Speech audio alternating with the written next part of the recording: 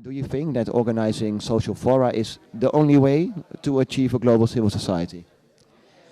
Well, I think it's one of the ways. I did not quite say that the U.S. and global civil society are the two superpowers. That was the New York Times that said that. However, I do think that global civil society working in a trans-border fashion is a very, very important complement to other forms of organizing, including um, political parties that come into power and turn governments around in an anti-neoliberal direction, like, for instance, the situation in Venezuela.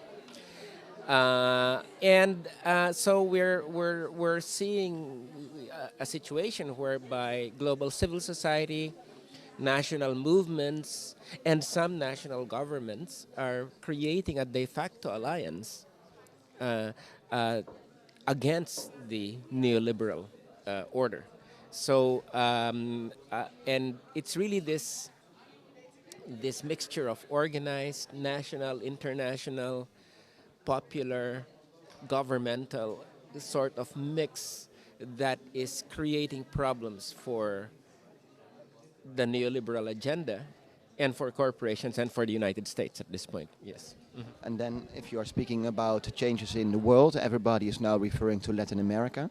Would you see other continents where also governments would be I taking am up? confident that that will happen. Vandana Shiva did say that there are some problems in Asia at this point in terms of India and China moving in a direction that is not necessarily in the interest of their people.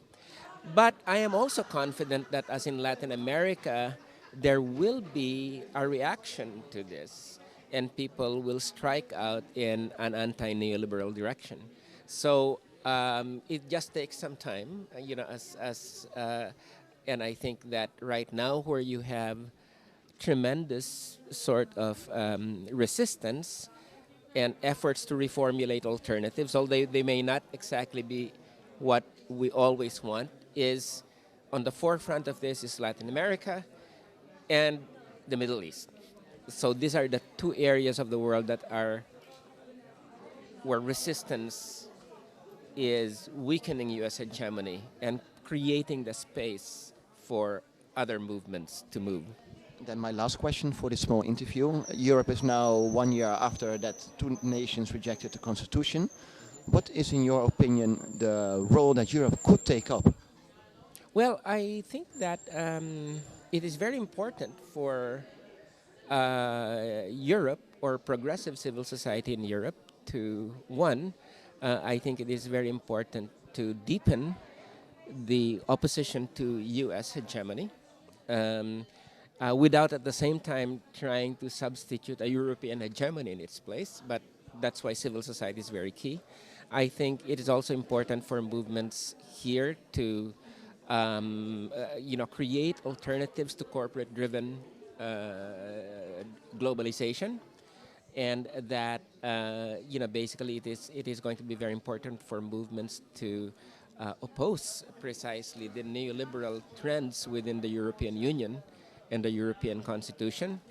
And three is that it's going to be very important for people pressuring their governments to stand against, as Vandana and others have said, the struggle against the sort of xenophobia and racism that is emerging at this point against immigrants. Certainly the people in Holland, the Dutch people, really need to come out and take a very strong stand against the way that immigrants are being demonized at this point in this country. So the struggle for immigrant rights is becoming in Europe the central struggle for human rights.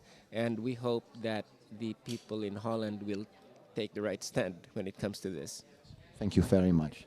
Okay, sure.